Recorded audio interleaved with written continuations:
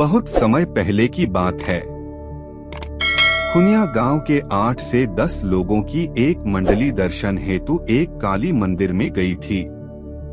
काली का यह मंदिर एक जंगल में था, पर आसपास में बहुत सारी दुकानें, धर्मशाला आदि भी थे। कच्ची पक्की सड़कें भी बनी हुई थीं, पर घने उगे जंगली पेड़ पौधे इसे जंगल होने का भान कराते थे। यह काली मंदिर बहुत ही जगता स्थान माना जाता था।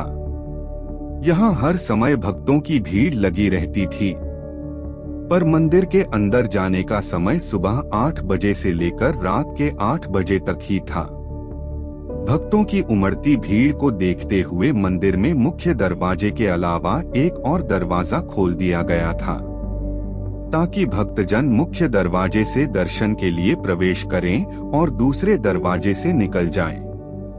खुनिया गांव की मंडली शाम को 6 बजे दर्शन के लिए मंदिर पहुंची और दर्शन करने के बाद मंदिर के आसपास घूमकर वहां लगे मेले का आनंद लेने लगी।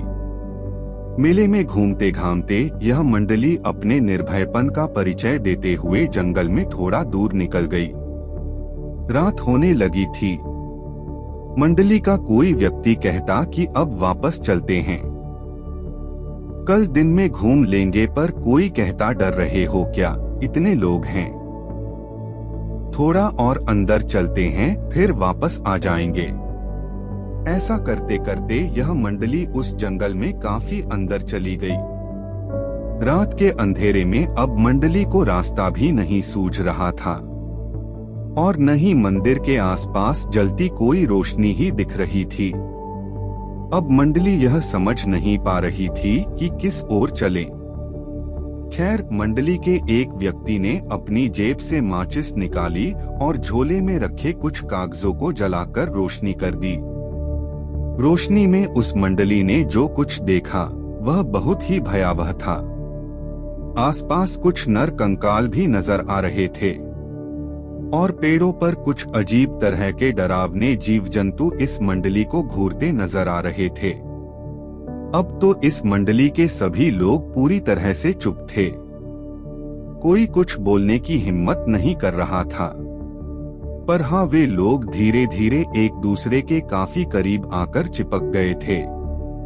फिर किसी ने थोड़ी हिम्मत करके कागज की बूझती आग पर वहीं पड़े कुछ सूखे घास फूस को डाला और फिर आग थोड़ी तेज हो गई।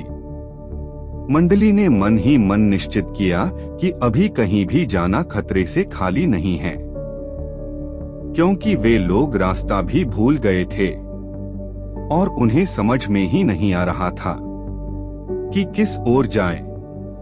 अस्तु उन लोगों ने फुसफुसाकर यह निर्णय लिया कि आज की रात कैसे भी करके यहीं गुजारेंगे और सुबह होते ही यहाँ से निकल जाएंगे।